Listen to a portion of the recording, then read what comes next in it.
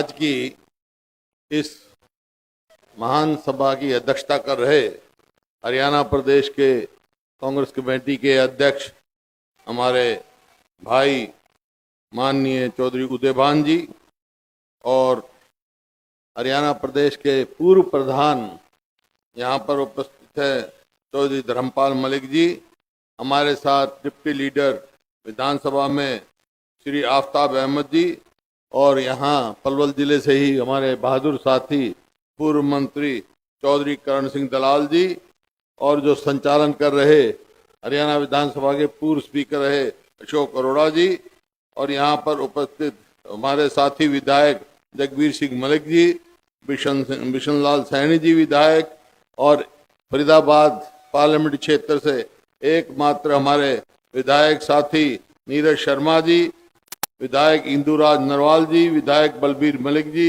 विधायक मामन खान जी व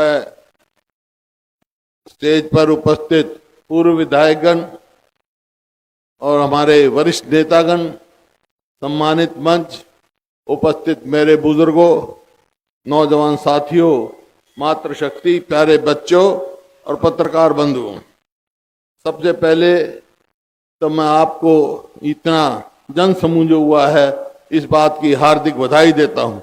ये क्यों इसके बावजूद आज सती देवी का मेला भरा हुआ है, उसके बावजूद इतनी भीड़ जो आपने करी है, मैं उसके लिए बहुत बहुत आभारी हूं। आयोजकों का भी, उदयभान जी का, द्वेष जी का और आप सबका बहुत हूँ। और यहाँ से आज ऊर्जा लेके जाऊंगा, शक्ति लेके जाऊंगा आपकी, ताकि हरियाणा की सरकार पलटने का काम करें। देखिए, आज मेरे से पूर्व वक्ताओं ने, उदयभान जी ने, सभी साथी, उन्होंने बताया कि 10 साल में हरियाणा का क्या हुआ, किसान का क्या हुआ, गरीब आदमी का क्या हुआ, व्यापारी का क्या हुआ, कर्मचारी का क्या हुआ। पिछड़ गया, हरियाणा पिछड़ गया, सब बताया। और कोई बताए ना बताए, आपको मालूम है, आप स्वयं भुगत भोगी हो, परेशानियों का सामना कर रहे हो, या कोई सा भी वर्ग हो, तो उस बात की चर्चा मैं नहीं करूंगा। मेरे को तो तकलीफ इस बात की है मेरे दिल में कि ये जो हरियाणा प्रदेश है 2014 में प्रति व्यक्ति आय में, प्रति व्यक्ति निवेश में, नौकरियां देने में, कानून व्यवस्था में और खेल और खिलाड़ियों में पूरे देश में नंबर 1 था। आज 9 साल के 9.5 साल के बाद क्या है, किस चीज में नंबर 1 है हमारा हरियाणा? आज पूरे देश में हरियाणा बेरोजगारी में नंबर 1 है, महंगाई में है और कानून व्यवस्था की तो चीज ही नहीं, अपराध में कहां से कहां पहुंच गया। कोई दिन नहीं जाता जिस दिन वारदात ना हो, कत्ल ना हो, लूट ना हो, धमकी ना मिले। ये कानून व्यवस्था। और खेल और खिलाड़ियों में आपने देखा किस प्रकार से हमारी बहन बेटियों को घसीटा गया दिल्ली में। जो हमारी नीति थी पदक लाओ पद पाओ, वो भी बंद कर दी। गरीब आदमी के लिए जो 100 गज के प्लॉट दिए हमने 3,82,000, वो बंद कर दिए। जो दलित को, बैकवर्ड क्लास को और गरीब आदमी को, बच्चों को स्कॉलरशिप पहली जमात से देना शुरू किया था हमने, वो भी खटाई में डाल दिया। कोई भी एक काम ऐसा नहीं बता सकते जिसकी मैं कहूं मैं 9 साल में किया। वायदे करते रहे का किसान की आमदनी हम दुगनी करेंगे 2022 तक। आज 2024 आ गया, किसान की आमदनी तो दुगनी नहीं हुई, लेकिन लागत दुगनी से ज्यादा होगी। खाद का भाव बढ़ गया,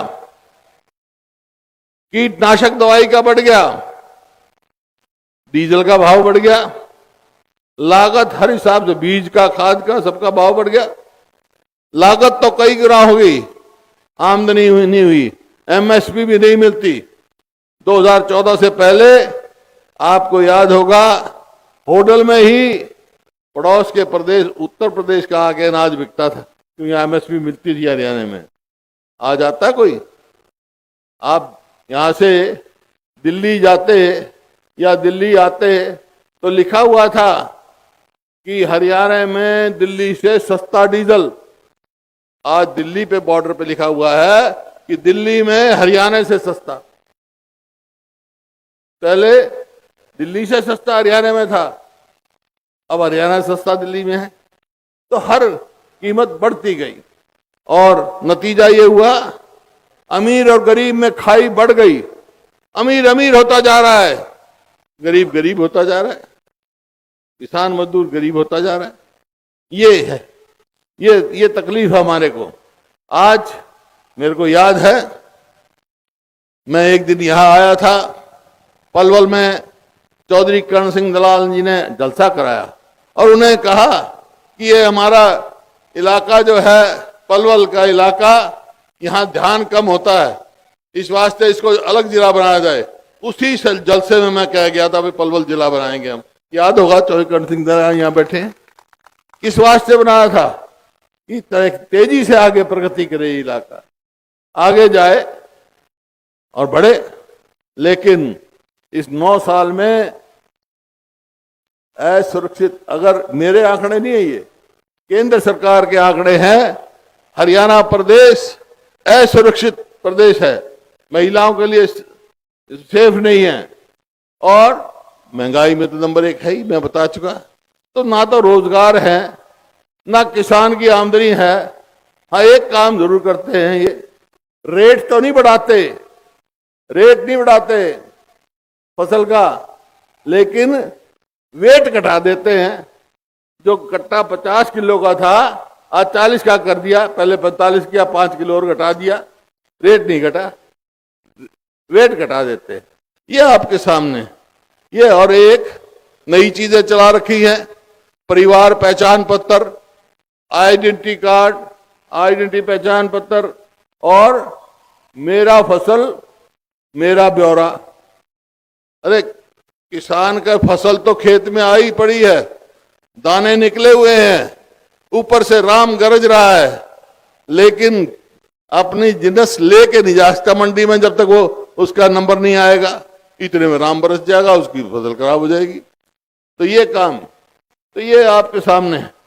अब आप जाएंगे, जैसे उदयभान जी ने कहा, घर घर जाएंगे तो आपसे पूछेंगे लोग। मैं 2 बात आखिर में कहूंगा आपको। आपसे पूछेंगे, भाई ठीक है 2014 तक हरियाणा नंबर 1 था, अब पिछड़ गया, अब कांग्रेस की आएगी सरकार तो आप क्या करोगे? तो भाई मैं बता रहा हूं हम क्या करेंगे, लिख लो आप। जो हम कहते हैं वो करते हैं, पहले भी ऐसे क्या जो कहा वो किया। हम करेंगे भाई, सरकार आने पर अपने बुजुर्गों की पेंशन 6,000 रुपया महीना करेंगे, 6,000 बुढ़े को, 6,000 बुढ़िया को। और बिजली का खर्चा बढ़ गया क्योंकि हर चीज के रेट बढ़ा रहे हैं, 300 यूनिट बिजली फ्री करेंगे महीने की। और इसी प्रकार से ये हमारी बहनें हैं, आजकल कोई लकड़ी पे खाना नहीं बनाता, गैस के चूल्हे पे बनाता है।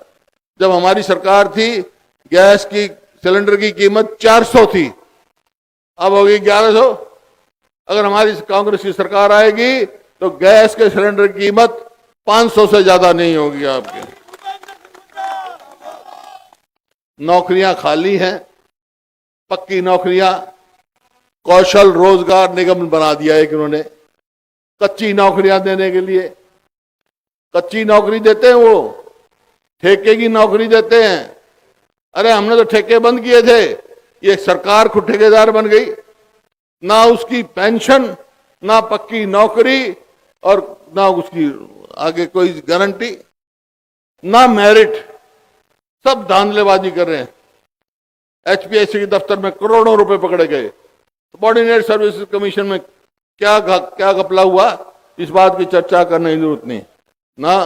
तो और जिस प्रकार अग्निपथ लेके आगे, अग्निपथ में क्या है, अग्निवीर 4 साल, 18 साल का लड़का भर्ती होगा फौज में, 22 साल का वापस आ जाएगा, और 21 साल से कम शादी नहीं कर सकता। जब वो 21 का होगा तो कौन उसकी सगाई लेके जाएगा भाई? पहले तो फौज में भर्ती होते सगाई लेने चला जाएगा, तब पेंशन मिलेगी, बच्चे पढ़ेंगे, रिटायर होगा, 22 का तो वापस आ जाएगा। तो लड़के कौन उसकी सगाई करेगा? ये परिस्थिति में मजाक किया जा रहा है युवकों से। तो भाई हमारी सरकार आएगी तो 2 लाख पक्की नौकरी खाली हैं, उन वो नौकरियां लगाएंगे हम 2 लाख बच्चों की, और जो कच्चे हैं उनको पक्का करेंगे। और बहुत सारे कई सफाई कर्मचारी अब तक कच्चे हैं 10-10 साल से, 12-12 साल से, ये आपके सामने है। इसी प्रकार से जो इन्होंने स्कीम बंद कर दी 100-100 गज के प्लॉट की, 3,82,000 दिए थे हमने। इनकी सरकार को 10 साल होने को हो गए, 9 साल से ऊपर हो गए, सारे बैठे हैं। भाई एक आदमी को इन्होंने 100 गज का प्लॉट दिया हो तो गांव का नाम और आदमी का नाम बता दो इस साल में। फिर हमने 3,82,000 दिए, पीने के पानी के लिए 10 लाख 500 लीटर की टंकी दी, और टंकी के फिट करने के लिए 51 रुपए दिए। इनने कुछ दिया भाई? कोई टंकी दी, कोई प्लॉट दिया, किसी मकान बनाए? हमने मकान लाखों बनवाए। तो ये आपके सामने है। तो भाई हम फिर से जो है स्कीम लागू करेंगे 100-100 गज के प्लॉट की, और मकान बना के देंगे। इसी प्रकार से जो बैकवर्ड क्लास है वो क्रीमी लेयर 6 लाख थी, अब 6 लाख से बढ़कर इन जो है अब नहीं 8 लाख थी, तो वो घटा दी, 6 लाख कर दी, ताकि रिजर्वेशन का फायदा गरीब आदमी को न मिले। हमारी सरकार आएगी तो क्रीमी लेयर भाई जो है 6 लाख से बढ़ाकर 10 लाख करेंगे हम, ताकि सबको इस बात का लाभ पहुंच सके। और गरीब आदमी का, हर गरीब आदमी का पीला कार्ड होगा हमारे हरियाणा में, ये आपके सामने। और खिलाड़ियों का जो हमारी पॉलिसी थी, पदक लाओ पद पाओ, वही फिर से शुरू करेंगे। ये काम हमने करने, और बहुत सारे काम हैं जो हमने करने, वो मैनिफेस्टो होगा, वो हम करेंगे। लेकिन एक काम मैं आपको भी कह रहा हूं, वो आपको करना है हमारे लिए। क्या? कि यहां से उदयबान जी हैं हमारे, अब मेरे को उदयबान जी की पूरे हरियाणा में जरूरत है भाई, सरकार बनानी है तो, ठीक है ना, और पूरे हरियाणा में जरूरत है। तो भाई यहां से तो आपसे इजाजत लेनी पड़ेगी। उदयबान जी को कह दो कि तेरा चुनाव हम लड़ेंगे, तू हरियाणा में हमारे लिए लड़वा। मंजूर है ये बात? हाथ खड़े करके बता दो मंजूर है भाई। उदयबान जी को मैं अपने साथ ही रखूंगा पूरे हरियाणा में, ठीक है ना। इनका चुनाव आपने लड़ना है, ठीक है। और भाई आखिरी बात यह है, इस सरकार से टक्कर लेने का मेरा मन हो रहा है। इस टक्कर लेने में मेरा साथ दोगे? मंजूर है, इजाजत दे दोगे? हाथ खड़े करके बता दो साथ देंगे। बहुत बहुत धन्यवाद। जय हिंद। हाँ भैया।